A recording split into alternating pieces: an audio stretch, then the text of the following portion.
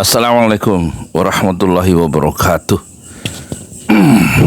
Saya Yudi Pramuko, YouTuber tertua di semesta.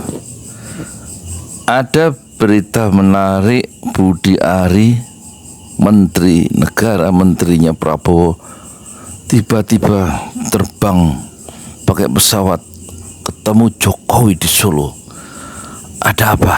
Kita ingat Koni Rahakundini, ahli pengamat militer, itu bilang saat di podcastnya Akbar Faisal Uncensored bahwa nanti 2 tahun kalau Prabowo jadi presiden, itu hanya 2 tahun perjanjiannya dengan Jokowi, katanya begitu, dan diganti dengan Gibran, anaknya, menjadi presiden. Apa betul itu?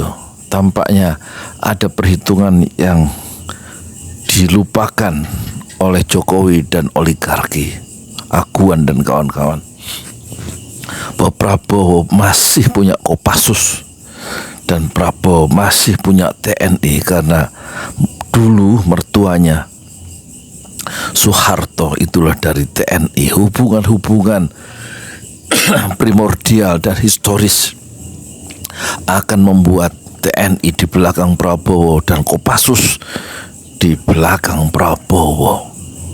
Dan skenario untuk menjadikan Fufu Fafa menjadi wakil presiden sudah berhasil, dan rencana sedikit lagi menjadikan presiden pada tahun kedua.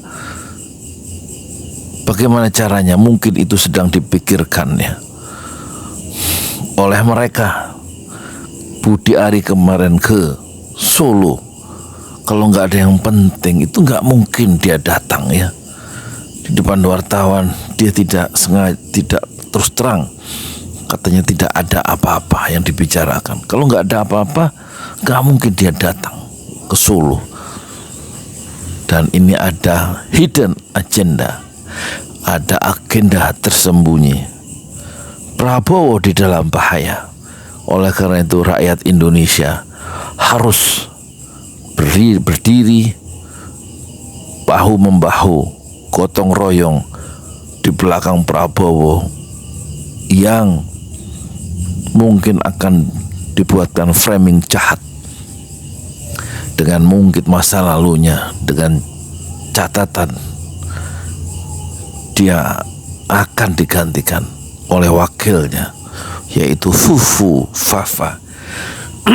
Tapi Prabowo sudah melakukan langkah-langkah yang pertama dengan memutasi 300 atau 360 perwira, tentu jenderal-jenderal atau perwira-perwira di kalangan TNI Polri. Tampaknya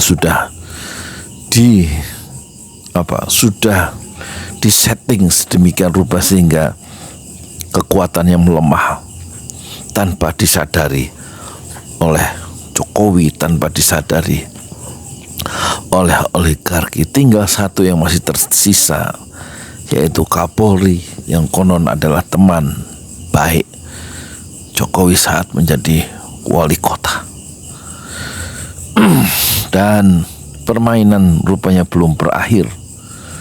Sejarah politik Indonesia modern itu sangat erat dengan eksistensi Prabowo yang harus berjuang mengatasi beban-beban yang ditinggalkan oleh Jokowi, yaitu beban korupsi yang merajalela, beban utang yang menumpuk, beban kemiskinan, beban pengangguran, dan beban postur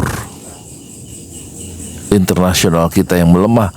Tapi itu sudah diselesaikan oleh kunjungan kenegaraan 2 kali ke luar negeri oleh Prabowo, ya, ke India, ke Malaysia, ke China, ke Amerika, ke Brazil, ke Peru, ke Inggris, ke negara-negara Timur Tengah, juga ke Mesir, dan sekaligus untuk memperbaiki citra luar negerinya yang 10 tahun itu berantakan di bawah Jokowi. Prabowo langsung masuk dan diterima sebagai anggota permanen, anggota tetap dari BRIC, yaitu kelompok ekonomi di Global South yang mengimbangi dari kelompok ekonomi negara-negara barat di G20. Dengan BRICS tentu Indonesia semakin kokoh di dalam fora internasional bersama Brazil, Rusia, India, kemudian Cina, Afrika Selatan, Mesir, Iran, Uni Emirat Arab, dan Ethiopia. Tetapi di dalam negeri dia mendapatkan ancaman yang serius yang sekarang sedang berkembang, hashtag di Twitter atau di X, hashtag Jokowi kudeta Prabowo. Tampaknya pukulan yang sungguh-sungguh dari oligarki. Setelah pagar lautnya dibongkar oleh Prabowo, mereka akan memberikan pukulan yang mematikan, bekerja sama dengan Jokowi yang dipukul oleh internasional yang dinobatkan tahun 2024 sebagai tokoh yang memiliki korupsi besar, ya, bersama disandingkan sebagai nominator bersama Bashar al-Assad dan lain-lain.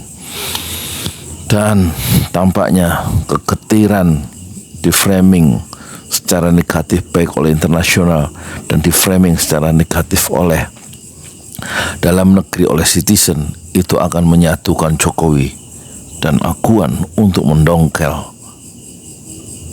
Prabowo dan menempatkan pionnya yang baru, yaitu Fufu Fafa. Bagaimana menurut Anda? Apakah skenario Fufu Fafa menjadi Presiden RI yang ke-9 pada tahun 2026 atau 2027 itu kemungkinan besar terjadi?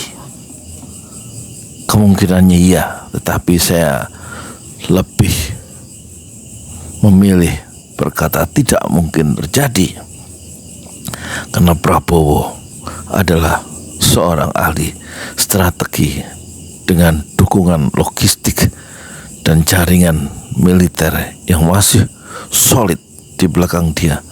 Apalagi Prabowo yang didukung oleh militer, TNI, Kopassus, dan civil society tentu masih meneguhkan posisinya sebagai seorang ultra nasionalis yang ingin mengamankan sumber daya ekonomi di dalam negeri supaya tidak dicolong oleh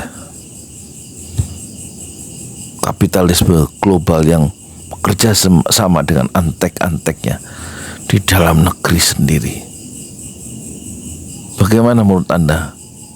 Jangan lupa di-share, like, dan di-subscribe. Assalamualaikum warahmatullahi wabarakatuh.